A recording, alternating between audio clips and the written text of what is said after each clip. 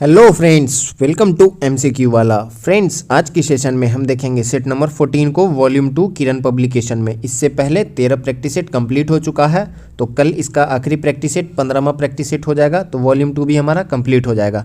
साथ ही साथ platform publication का वॉल्यूम 1 वॉल्यूम 1 तो पूरा कंप्लीट हो चुका है, और वॉल्यूम 2 में भी लगभग प्रैक्टिस सेट अच्छा खासा हो चुका है। और बीएसएससी के लिए हमारा एडुटेरिया पब्लिकेशन का ज्ञान बिंदु जीएस एकेडमी खान सर की पुस्तक से बहुत सारा प्रैक्टिस सेट हो रहा है। तो आप लोग लगातार चैनल पे बने रहिएगा। सब्सक्राइब नहीं किए हैं तो सब्सक्राइब कर लीजिए, बेल आइकन प्रेस कर लीजिए और चैनल से जुड़ जाइए। कोई भी वीडियो अपलोड होगी बीएसएससी से रिलेटेड तो उसकी नोटिफिकेशन आपको मिल जाएगी। और साथ ही साथ हमारे टेलीग्राम चैनल से भी आप लोग जुड़ जाइएगा, ताकि जो भी पीडीएफ अपलोड होगा वो आपको वहाँ से मिल जाएगा, तो उसको आप भी अच्छे से सॉल्व कर लेंगे। तो चलिए शुरू करते हैं। और वीडियो पसंद आए तो वीडियो को लाइक ज़रूर करिएगा। आप लोग लाइक नहीं करते हैं और चैनल को सब्सक्राइब नहीं करते हैं, तो वीडियो देखते हैं तो प्लीज़ चैनल को सब्सक्राइब भी करिए और वीडियो को लाइक भी करिए। तो चलिए बिना देरी किए हुए शुरू करते हैं आज की सेशन को। क्वेश्चन नंबर 1, ब्रिटिश भारत के किस वॉयसरॉय ने भारतीय सांख्यिकी सर्वेक्षण करवाया था? तो ब्रिटिश भारत की किस वॉयसरॉय ने भारतीय सांख्यिकी सर्वेक्षण करवाया था? तो ये था Lord Mayo. Option number 1 is the right answer. Lord Mayo के समय में ही क्या करवाया गया था? 1872 में ये प्रथम बार जनगणना भी करवाया गया था। ये अगर कभी पूछ ले कि पहली जनगणना किसके समय में, तो लॉर्ड मेयो के समय में। लेकिन अगर पूछे कि नियमित जनगणना, तो वो किसके समय करवाया गया था? लॉर्ड रिपन के समय 1881 से, जो कि हर 10 वर्ष के अंतराल पे होती है।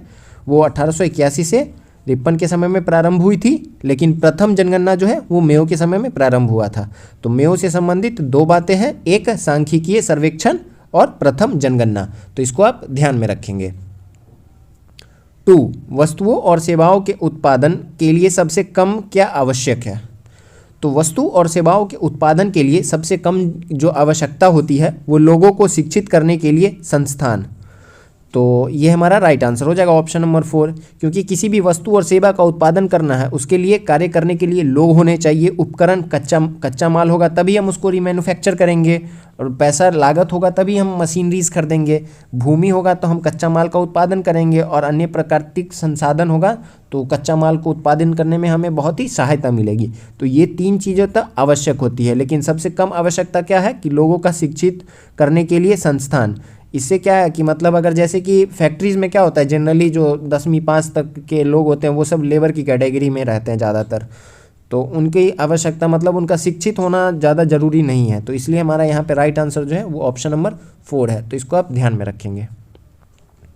3, भारतीय न्यायिक प्रणाली में रिट हैबियस कॉर्पस का शाब्दिक अर्थ क्या है?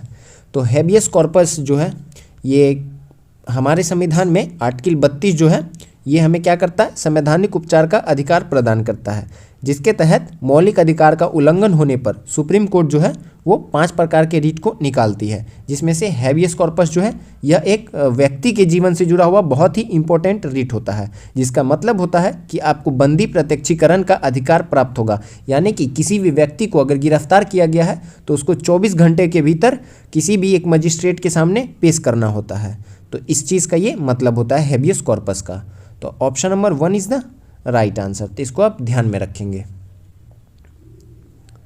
4, भारतीय सेना की पूर्वी कमान का मुख्यालय निम्नलिखित में से कहाँ स्थित है? तो इंडियन आर्मी के पूर्वी जो मुख्यालय है, कमान का मुख्यालय, वो कहाँ पे स्थित है? तो वो कोलकाता में है। Option number 3 is the right answer, तो इसका आप ध्यान रखेंगे। 5, अनेक विद्वान ऐसा मानते हैं कि टिग्रिस यूफ्रेटस घाटी के मेसोपोटामियाई लोग सिंधु घाटी सभ्यता को डैश कहते थे। तो मेसोपोटामियाई सभ्यता जो है ये टिग्रिस यूफ्रेटस नदी के आसपास पाई जाती थी, इसको आप ध्यान में रखेंगे। सिंधु घाटी सभ्यता सिंधु नदी के आसपास पाई जाती थी। तो मेसोपोटामियाई लोग जो थे ये सिंधु घाटी सभ्यता के लोग को क्या कहते थे? तो इनको ये लोग कहते थे Meluha. Option number 2 is the right answer, तो इसको आप ध्यान में रखेंगे। 6, हिंदू वृद्धि दर यानी कि हिंदू रेट ऑफ ग्रोथ नामक शब्द किसने गढ़ा था, जिसे भारतीय अर्थव्यवस्था में निम्न वृद्धि दर वाली अवधि के रूप में संदर्भित किया जाता है? तो हिंदू ग्रोथ रेट जो है ये किसके द्वारा दिया गया था? तो ये राजकृष्णन के द्वारा दिया गया था, Hindu growth rate. Option number 2 is the right answer. ध्यान में रखेंगे 1978 में इन्होंने क्या किया था कि हिंदू वृद्धि दर शब्द का पहली बार प्रयोग किया था, तो इसको आप ध्यान में रखेंगे। इसका संबंध जो है हिंदू वृद्धि दर का ये किससे है, तो ये हिंदू वृद्धि दर का संबंध जो है ये गरीबी आकलन से है, तो इसको आप लोग जरूर ध्यान में रखेंगे। 7, वीरांगना दुर्गावती बाघ अभ्यारण्य किस राज्य का 7वां बाघ अभ्यारण्य बन गया है। तो वीरांगना दुर्गावती बाघ अभ्यारण्य जो है ये किस राज्य का 7वां है, तो मध्य प्रदेश का 7वां टाइगर रिजर्व है। Option number 3 is the right answer. Madhya Pradesh को ही हम टाइगर स्टेट भी कहते हैं, टाइगर स्टेट भी कहते हैं मध्य प्रदेश को, क्योंकि पूरे देश का जो सर्वाधिक टाइगर है वो मध्य प्रदेश में ही पाया जाता है। एक तो यहाँ पे सबसे ज़्यादा टाइगर अभ्यारण्य भी है, तो इसलिए भी सर्वाधिक टाइगर पाया जाता है, और टाइगर के रहने का जो अनुकूल वातावरण है वो सबसे अच्छा मध्य प्रदेश में ही पाया जाता है, तो इसको आप लोग ध्यान में रखेंगे। टाइगर स्टेट जो है वो मध्य प्रदेश को ही कहा जाता है। और अभी रिसेंट में कूनो नेशनल पार्क भी चर्चा में रहा था, जिसमें नामीबिया से चीते को लाया गया था, जिसमें लगभग 8 चीते को लाया गया था, जिसमें से लगभग 6 या 7 की मौत हो चुकी है, और एक चीती जो थी वो 2 शावक को जन्म भी दी थी। तो इस तरह से आप मतलब ध्यान में रखेंगे कि कूनो नेशनल पार्क जो है वो कहाँ पे, वो भी मध्य प्रदेश में ही है। 8, बंगाल डैश के अधीन मुगल नियंत्रण से मुक्त हो गया जो सूबे के गवर्नर का डिप्टी था।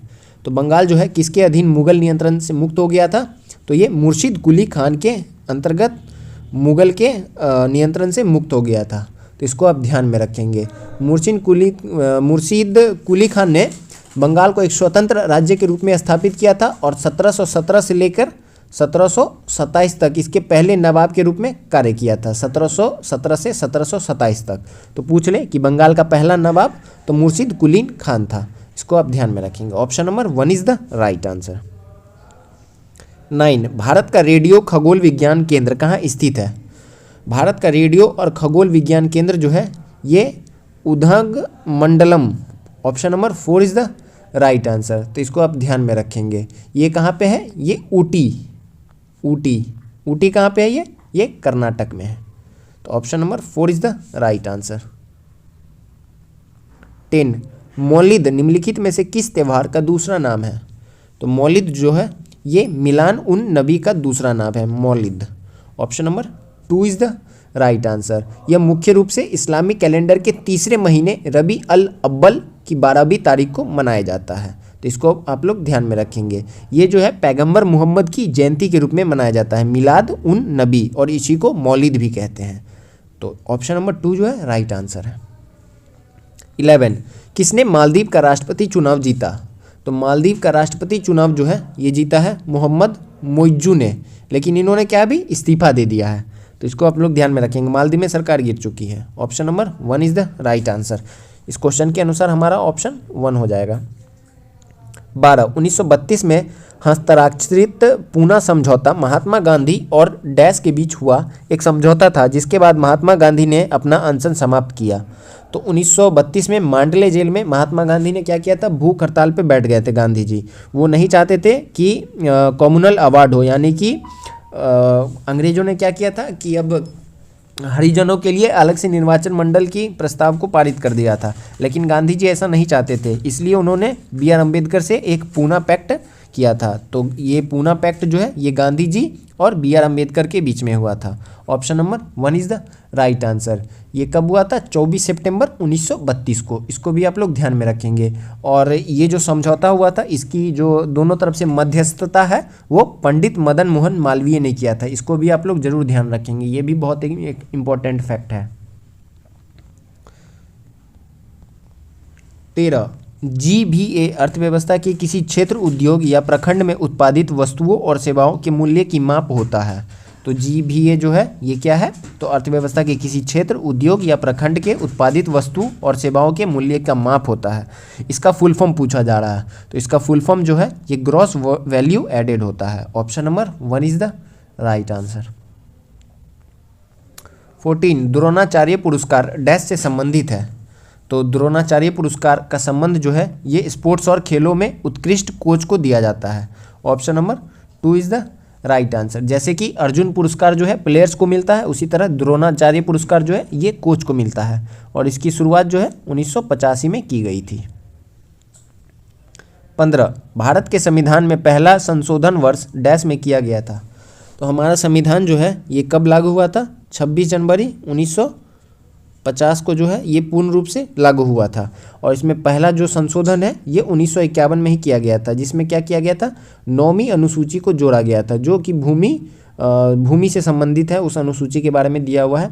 क्योंकि पहले जो है संविधान जब बन के तैयार हुआ था उसमें 8 अनुसूची थी, तो उसके बाद जो है ये 9वीं अनुसूची को जोड़ा गया था पहले संविधान संशोधन में, जो कि 1991 में हुआ था। तो इसको ध्यान में रखेंगे। Option number 1 is the right answer.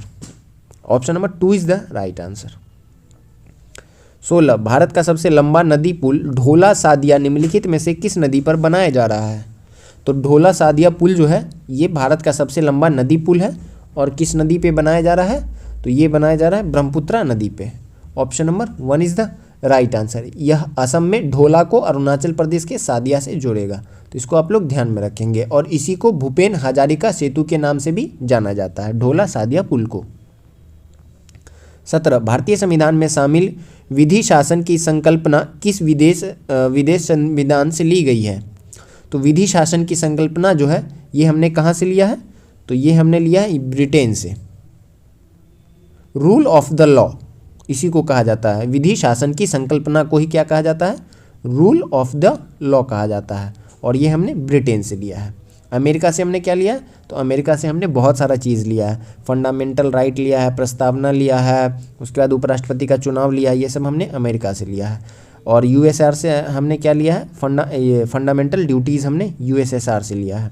Germany से हमने क्या लिया है? तो आपातकाल का जो प्रावधान है वो हमने जर्मनी से लिया है। तो आप लोग इसको ध्यान में रखेंगे। जो विधि की संकल्पना है, विधि के शासन की संकल्पना, ये हमने यूके से लिया है। 18 भारतीय संविधान का अनुच्छेद 72 निम्न में से किससे संबंधित है? तो अनुच्छेद 72 का जो संबंध है ये राष्ट्रपति की क्षमादान देने की शक्ति प्रदान करता है, आर्टिकल 72।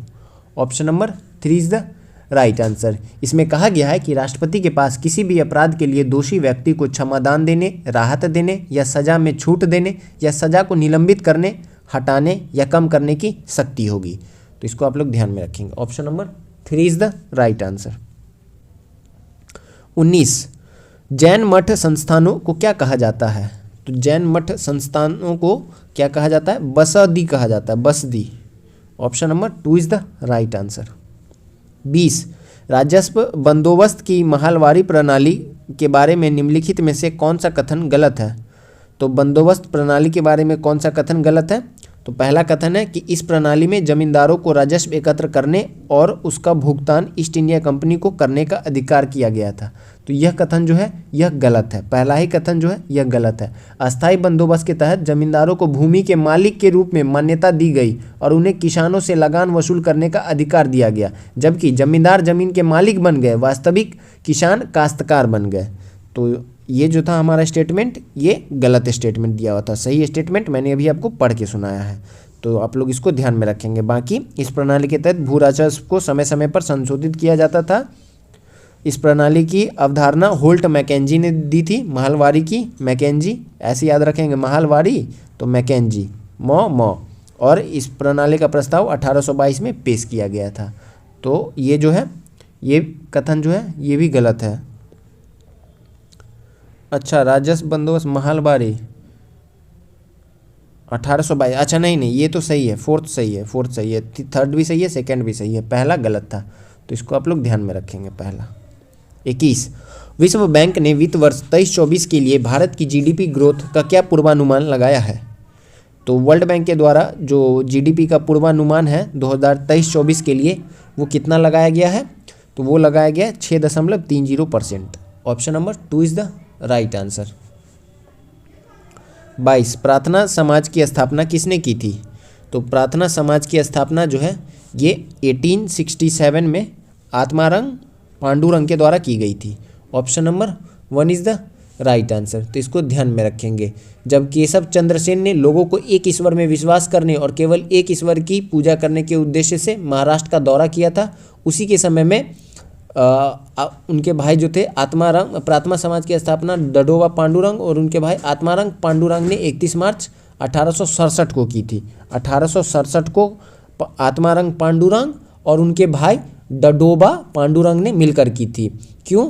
तो उस समय क्या था, केशव चंद्र सेन ने लोगों को एक ईश्वर में विश्वास करने और केवल एक ईश्वर की पूजा करने से उद्देश्य से महाराष्ट्र का दौरा किया था। तो इसको आप लोग ध्यान में रखेंगे। और महादेव गोविंद रनाडे के शामिल होने से के बाद जो है ये प्रार्थना समाज जो है एमजी रनाडे के शामिल हो जाने के बाद से फेमस हो गया था, क्योंकि वे एक मुख्य सुधारक बुद्धिजीवी थे। उन्होंने हिंदुओं की सामाजिक व्यवस्था में सुधार की वकालत की थी।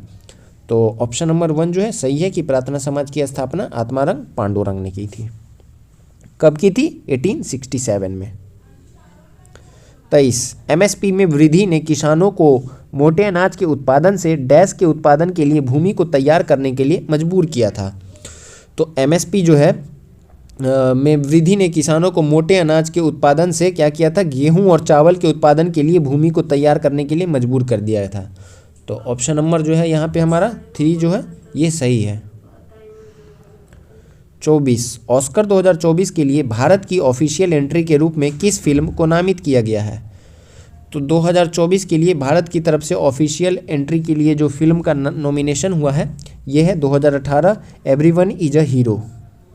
Option number 3 is the right answer. 2018 everyone is a hero. 25 Mughal सम्राटों के शासनकाल में कथक मूल रूप से निम्न के दरबारों में 2 घरानों में विकसित हुआ था। तो कथक जो है ये किन 2 घरानों में विकसित हुआ था? तो ये जयपुर और Lucknow. Option number 1 is the right answer. 26 भारतीय संविधान में समाजवादी, धर्मनिरपेक्ष और लोकतांत्रिक गणराज्य शब्द कब शामिल किए गए थे? तो आप सभी को पता होगा कि प्रस्तावना में अभी तक बस एक ही बार संशोधन हुआ है, जो कि 42वां संविधान संशोधन 1976 हुआ था, और जिसमें समाजवादी, धर्मनिरपेक्ष और लोकतांत्रिक गणराज्य शब्द को जोड़ा गया था। तो ऑप्शन नंबर 2 जो है हमारा राइट आंसर है। तो इसको आप लोग ध्यान में रखेंगे। 27 राज्यसभा का सदस्य बनने के लिए न्यूनतम निर्धारित आयु कितनी है? तो राज्यसभा का सदस्य बनने के लिए जो न्यूनतम आयु होती है वो है 30 वर्ष। लोकसभा का सदस्य बनने के लिए 25 वर्ष, विधायक बनने के लिए भी 25 वर्ष, लेकिन एमएलसी बनने के लिए यानी कि मेंबर ऑफ लेजिस्लेटिव काउंसिल, जैसे कि राज्यसभा होता है हमारे भारत के अंदर जो सर्वोच्च संस्थान है वो राज्यसभा है, उसी तरह राज्य की सर्वोच्च संस्थान जो होती है वो क्या होती है? तो विधान परिषद होती है। विधानसभा लोएस्ट हाउस बोला जाता है, जिसके मेंबर की जो न्यूनतम आयु होनी चाहिए वो 25 वर्ष होनी चाहिए। राष्ट्रपति बनने के लिए 35 वर्ष होनी चाहिए और पंचायत चुनाव लड़ने के लिए 21 वर्ष होनी चाहिए। 28 भू क्षेत्रफल के आधार पर इनमें से कौन सा यूरोप का सबसे बड़ा देश है? तो यूरोप का सबसे बड़ा देश जो है ये रूस हो जाएगा। रूस जो है वो यूरोप में आता है, क्योंकि जो रूस की राजधानी है मॉस्को वो यूरोप में पड़ता है। बाकी रूस का सर्वाधिक हिस्सा जो है वो कहाँ पे पड़ता है? तो वो एशिया में ही पड़ता है, लेकिन इसकी राजधानी यूरोप में होने की वजह से ये यूरोप में पड़ता है। तो option number 4 is the right answer. 29 निम्नलिखित में किस संगीतकार को भारत रत्न पुरस्कार से सम्मानित किया गया है? तो उस्ताद बिस्मिल्लाह खान को भारत रत्न से सम्मानित किया जा चुका है। Option number 2 is the right answer. तो इसको आप लोग ध्यान में रखेंगे। बिस्मिल्लाह खान को उन्हें 2001 में भारत रत्न से सम्मानित किया गया था, 2001 में। 30 मात्र वंश के आधार पर मुगल किसके वंशज थे? तो मात्र वंश के आधार पर मुगल जो है ये चंगेज खान के वंशज थे। Option number 3 is the right answer. तो इसको आप लोग ध्यान में रखेंगे। अपने मात्र पक्ष से मुगल चंगेज खान के वंशज थे, जिन्हें मंगोल जनजाति चीन और मध्य एशिया पर शासन किया था, और पैतृक पक्ष से वे तैमूर के वंशज थे। तो पिता की तरफ से ये लोग तैमूर के वंशज थे और मात्र वंश के आधार पर ये लोग चंगेज खान के वंशज थे। तो ऑप्शन नंबर 3 जो है राइट आंसर है। 21 गोची त्यौहार एक भारतीय है जो प्रमुख रूप से डैश में मनाया जाता है। तो गोची त्यौहार जो है किस राज्य में मनाया जाता है? तो ये मनाया जाता है हिमाचल प्रदेश में। Option number 3 is the right answer. 32 Bengal की एशियाटिक सोसाइटी की स्थापना किसने की? तो बंगाल की एशियाटिक सोसाइटी की स्थापना जो है ये किया गया था विलियम जोन्स के द्वारा। Option number 2 is the right answer. कब किया गया था? 1784 में किया गया था। तो इसको ध्यान में रखेंगे। कोलकाता में एशियाटिक सोसाइटी की स्थापना विलियम जोन्स के द्वारा की गई थी। 33 पहला आईसीसी पुरुष क्रिकेट विश्व कप किस वर्ष खेला गया था? तो पहला आईसीसी पुरुष क्रिकेट विश्व कप जो है ये खेला गया था 1975 में। Option number 4 is the right answer. और इसका आयोजन जो है वो इंग्लैंड में किया गया था। और पहला आईसीसी क्रिकेट वर्ल्ड कप का विनर जो था वो वेस्ट इंडीज़ टीम था, वेस्ट इंडीज। 34, निम्नलिखित में कौन सा कारक मिट्टी के निर्माण को प्रभावित नहीं करता है? तो मिट्टी के निर्माण को प्रभावित नहीं करता है, यह है भूस्खलन। Option number 4 is the right answer. मिट्टी के निर्माण को प्रभावित करने वाला जो प्रमुख कारक है वो है स्थान की जलवायु, वनस्पति और अन्य जैविक रूप और स्थानीय वातावरण। तो भूस्खलन जो है ये मिट्टी के निर्माण को प्रभावित नहीं करता है। 35, बाराबती किला डैश शहर में स्थित है? तो बाराबती किला जो है ये किस शहर में स्थित है? तो कटक में, उड़ीसा के कटक में। Option number 2 is the right answer. और इसका निर्माण जो है 989 ईस्वी में करवाया गया था। किसके द्वारा करवाया गया था? सोमवंशी वंश के मराक्ता केसरी ने बनवाया था। सोमवंशी वंश के थे वो। 989 ईस्वी में करवाया गया था। 36, निम्नलिखित में कौन से भारतीय राज्य बांग्लादेश की सीमा पर स्थित है? तो बांग्लादेश की सीमा पर जो भारतीय राज्य स्थित है उसमें आता है पश्चिम बंगाल, असम, मेघालय, त्रिपुरा और Mizoram. Option number 4 is the right answer. सर्वाधिक जो भारत की अंतर्राष्ट्रीय सीमा है वो पश्चिम बंगाल से ही लगती है। लगभग 4300 किलोमीटर 4300 के आसपास जो है वो सर्वाधिक हमारी अंतर्राष्ट्रीय सीमा पश्चिम बांग्लादेश के साथ ही लगती है। 37, एंस अगेंस्ट ऑड्स निम्नलिखित में से किस व्यक्ति की आत्मकथा है? एस अगेंस्ट ऑड्स जो है ये किसकी आत्मकथा है? तो ये है सानिया मिर्जा की आत्मकथा। Option number 2 is the right answer. अभी चर्चा में भी है सानिया मिर्जा, तो ध्यान में रखेंगे इसकी आत्मकथा के बारे में। 38, किस प्रसिद्ध भरतनाट्यम नृत्यांग को 1957 में पद्म भूषण और 1977 में पद्म विभूषण से सम्मानित किया गया था? बंगाली फिल्म निर्देशक सत्यजीत रे ने उस पर एक विस्तृत डॉक्यूमेंट्री भी बनाई है। तो 1957 में पद्म भूषण और 1977 में पद्म विभूषण से किस प्रसिद्ध भरतनाट्यम नृत्यांगना को सम्मानित किया गया था? तो ये थे कौन थे? Tanjore Balasaraswati, Tanjore Balasaraswati. Option number 2 is the right answer. 39, Zoroaster एक डैश पैगंबर थे? तो जोरस्टर जो है यह एक ईरानी पैगंबर थे। Option number 4 is the right answer. और क्या था, इन्हें रूस से पारसी धर्म का संस्थापक माना जाता है जोरस्टर को। तो ये इसको भी आप लोग ध्यान में रखेंगे। पारसी धर्म में एकेश्वरवादी और द्वैतवादी दोनों विशेषताएं हैं। संभवतः इसके अन्य प्रमुख पश्चिमी धर्मों यहूदी धर्म, ईसाई धर्म और इस्लाम को प्रभावित किया है। तो इसको आप लोग ध्यान में रखेंगे कि जोरस्टर जो है एक ईरानी पैगंबर थे। 40, एग्रीकल्चर शब्द एगर और कल्चर से बना है। तो एगर का अर्थ जो है वो क्या होता है? तो एगर का अर्थ होता है मृदा यानी कि मिट्टी। Option number 2 is the right answer. 41, 22 दिसंबर 1901 को बोलपुर के निकट शांति निकेतन की स्थापना किसने की थी? तो शांति निकेतन की स्थापना जो है ये रविन्द्रनाथ टैगोर के द्वारा किया गया था। Option number 2 is the right answer. ध्यान में रखेंगे। अभी शांति निकेतन को क्या मिला है? तो शांति निकेतन को ये यूनेस्को के द्वारा अपने विरासत स्थल में भी शायद शामिल किया गया है शांति निकेतन को। इसको आप लोग ध्यान में रखेंगे। अभी चर्चा में थी शांति निकेतन। 42, भारत के पड़ोसी देश की कुल संख्या कितनी है? तो भारत के जो कुल पड़ोसी देश हैं वो है 9। कौन कौन से हैं? अफगानिस्तान, बांग्लादेश, भूटान, चाइना, मालदीव, म्यांमार, नेपाल, पाकिस्तान और श्रीलंका। और भारत की कुल जो भूमि सीमा है वो 15,106 किलोमीटर की है और तटरेखीय सीमा यानी कि तटीय सीमा 7516 किलोमीटर की है। इस 7516 में हमारा ये प्राद्वीपीय भारत का जो ये सीमा है ये और आइलैंड जो है ये सब भी शामिल है। तो इसको आप लोग ध्यान में रखेंगे। 7516 ये तटीय रेखा है और 15,106 किलोमीटर की भूमि सीमा है। तो इसको आप लोग ध्यान में रखेंगे। 43, भारतीय भूवैज्ञानिक सर्वेक्षण जियोलॉजिकल सर्वे ऑफ इंडिया का मुख्यालय जो है ये कहाँ पे है?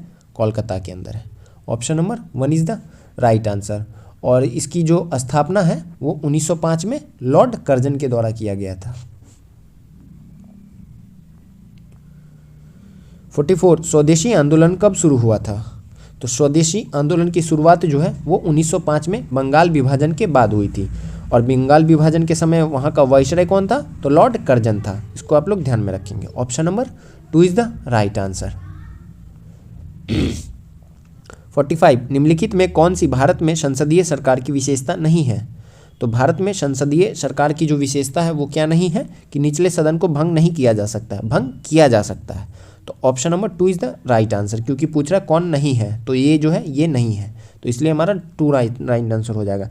विधायिका में मंत्रियों की सदस्यता, नाम मात्र और वास्तविक अधिकारियों की उपस्थिति और विधायिका के प्रति कार्यपालिका की सामूहिक जिम्मेदारी, ये सब है। और निचले सदन को भी भंग किया जाता है, ऊपरी सदन यानी कि राज्यसभा को भंग नहीं किया जाता है।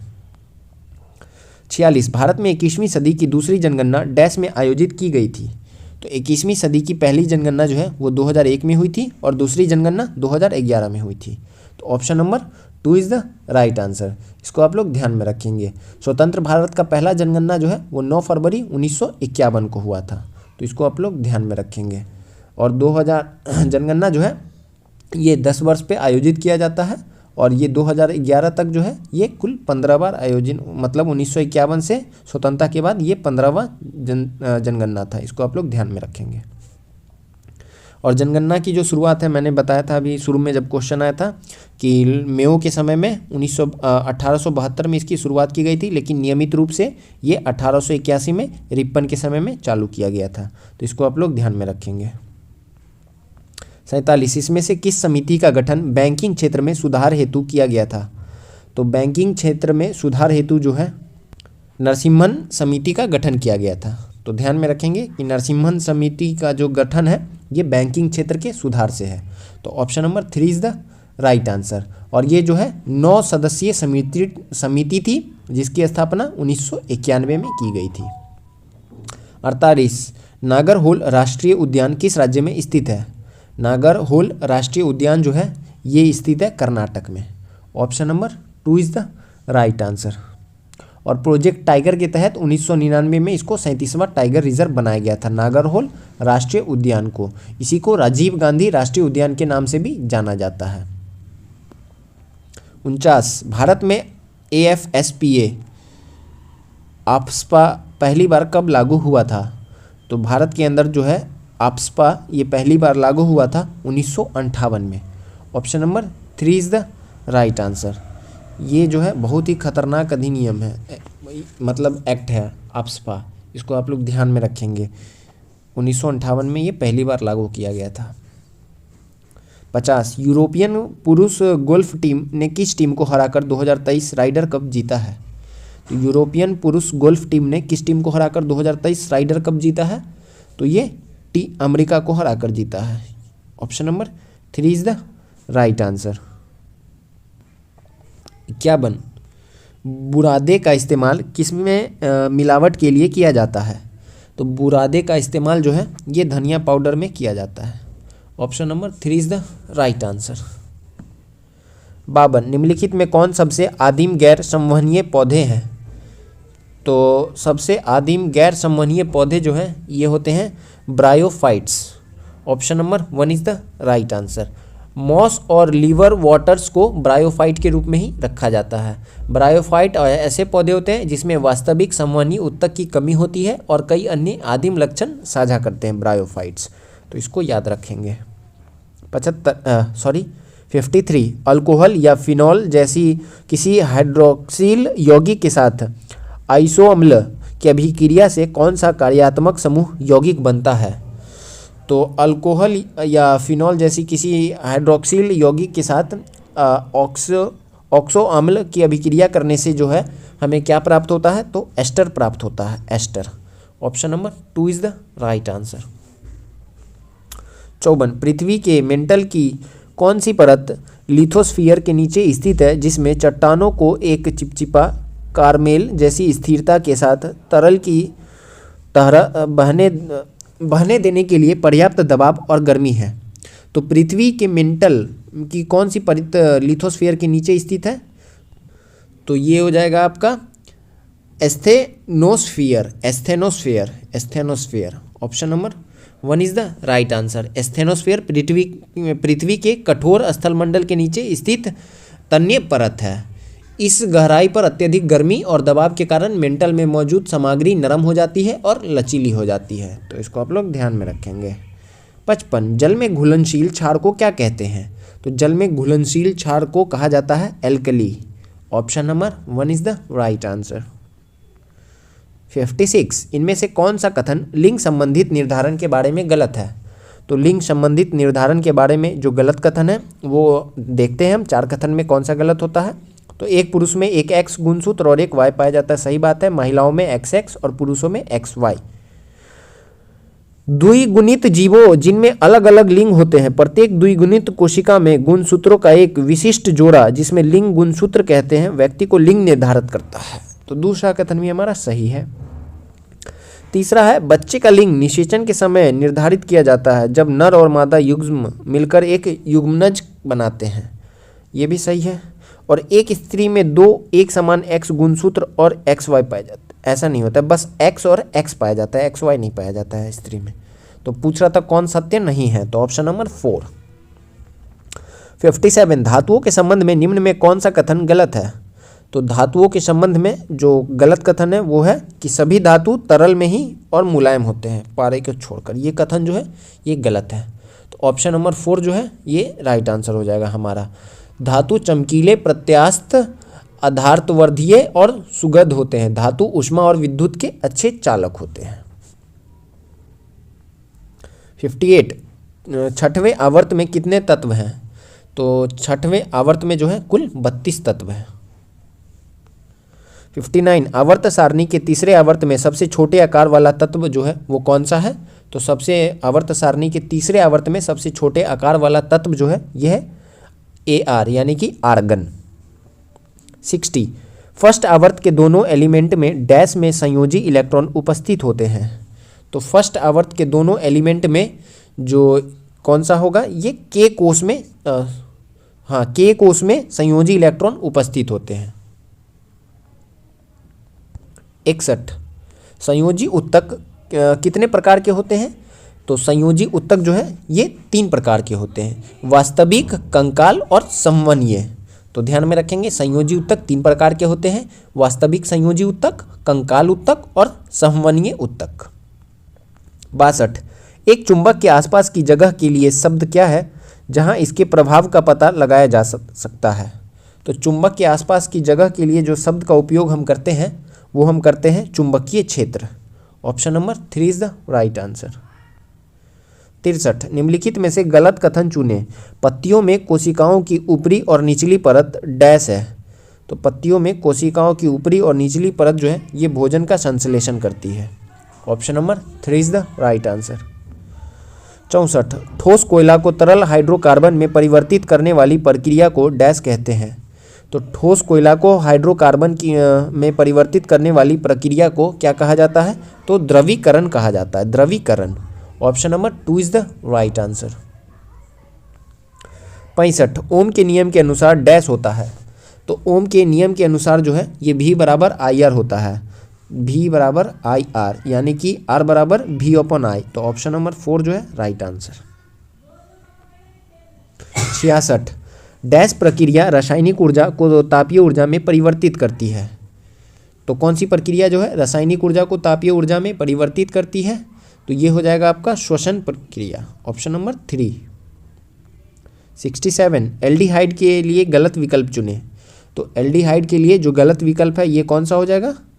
तो पहला तो सही है CH3H7COH ब्यूटेनॉल या ब्यूटेल्हाइड कहते हैं। C2H5 को प्रोपेनॉल, CH2COH इथाइल। तो ये जो है ये गलत है। तो हमारा ऑप्शन नंबर 3 जो है ये राइट आंसर हो जाएगा। CH3CH2COH यानी कि C2 यहाँ पे क्या हो जाएगा, ये जो है ये गलत है। अच्छा हाँ, ये तो गलत ही दिया हुआ है। तो इथेनॉल को क्या लिखते हैं हम? इथेनॉल को CH3COH लिखते हैं। 68 आवेश की SI इकाई क्या है? आवेश की SI इकाई जो है ये कूलाम। Option number 1। 69 यदि वेग को 2 गुना कर दिया जाए तो क्या होगा? अगर वेग को 2 गुना कर दिया जाए तो संवेग 2 गुना और गतिज ऊर्जा जो है ये 4 गुना हो जाएगी। तो तो ऑप्शन नंबर 2 जो है राइट आंसर। 70 डैश ने सुझाव दिया था कि तत्वों के प्रतीक को तत्व के नाम के एक या दो अक्षरों से बनाया जा सकता है। तो प्रतीक का जो सुझाव है ये किसके द्वारा दिया गया था? तो ये दिया गया था बेरजीलियस के द्वारा। जैसे कि आर्गन को हम AR से लिखते हैं, तो इस तरह का जो सुझाव था कि पहला 2 अक्षर से तत्व का नाम पता चल जाएगा, ये बेरजीलियस के द्वारा दिया गया था। 71 2Mg + O2 MgO उपयुक्त अभिक्रिया डैश अभिक्रिया का एक उदाहरण है। तो यह जो है ये किसका उदाहरण है? तो यह संयोजन का उदाहरण है। Option number 1 is the right answer. 72 सोनार का पूर्ण रूप क्या है? तो सोनार का पूर्ण रूप होता है sound navigation and ranging. Option number 1 is the right answer. 73 पौधे प्रजनन की किस विधि द्वारा उत्पन्न होते हैं जिसमें आनुवांशिक रूप से जनक के सभी गुण पौधों में होते हैं? तो पौधे प्रजनन की किस विधि द्वारा उत्पन्न होते हैं? तो ये जो है ये वर्धी जनन के द्वारा उत्पन्न होते हैं, जिसमें आनुवांशिक रूप से जनक के सभी गुण मौजूद होते हैं। 74 किसी वस्तु प्रणाली अथवा दृग्विषय का प्रतिनिधित्व डैश द्वारा किया जाता है। फिनोमिनन का प्रतिनिधित्व जो है ये किसके द्वारा किया जाता है? तो ये किया जाता है आपके वैज्ञानिक मॉडल पे। Option number 2 is the right answer. 75 जब बिजली पारित करने से एक पदार्थ का एक नए पदार्थ में अपघटन किया जाता है तो इनमें से कौन सी रासायनिक अभिक्रिया होती है? तो बिजली पारित करने के लिए एक पदार्थ का नए पदार्थ में अपघटन जो होता है इसको इस रासायनिक प्रक्रिया को क्या कहा जाता है? तो इसे इलेक्ट्रोलाइटिक अपघटन कहते हैं। Option number 4 is the right answer. तो यहाँ पे हमारा सेट नंबर यहीं पे समाप्त होता है। इसके आगे का क्वेश्चन आपको हमारे टेलीग्राम चैनल पे मिल जाएगा। तो टेलीग्राम चैनल से जुड़ने के लिए वीडियो के डिस्क्रिप्शन बॉक्स में लिंक दिया हुआ है, वहाँ से टेलीग्राम चैनल, व्हाट्सएप ग्रुप सभी जगह से आप जुड़ सकते हैं। और अगर चैनल को सब्सक्राइब नहीं किए तो चैनल को सब्सक्राइब कर लीजिए, बेल आइकन को प्रेस कर लीजिए ताकि कोई भी वीडियो अपलोड होगी तो उसकी नोटिफिकेशन आपको मिल जाएगी। तो कल मिलते हैं नए प्रैक्टिस सेट में, सेट नंबर 15 में, जो कि इस किरण पब्लिकेशन वॉल्यूम 2 का आखिरी प्रैक्टिस सेट होगा। उसके बाद मैं एक मैराथन सेशन भी अपलोड कर दूंगा। तो आप लोग अच्छे से सारे प्रैक्टिस सेट को देखिए। एग्ज़ाम ज़्यादा दिन समय बचा नहीं है, दरोगा का मेंस होगा, उसके बाद BSSC का ये एग्ज़ाम भी कंप्लीट करा लिया जाएगा। तो बहुत सारा प्रैक्टिस सेट अपलोड किया जा चुका है। आप लोग अच्छे से सारे प्रैक्टिस सेट को देखिए। सभी का आपको PDF भी अपलोड करवाया जाता है। तो आप लोग वीडियो को लाइक भी ज़रूर किया करिए और अपने दोस्तों में भी शेयर किया करिए। और चैनल को सब्सक्राइब नहीं किए तो चैनल को सब्सक्राइब कर लीजिए और बेल आइकन को प्रेस कर लीजिए। तो कल मिलते हैं नए प्रैक्टिस सेट में, सेट नंबर 15 में। तब तक के लिए थैंक यू। जय हिंद।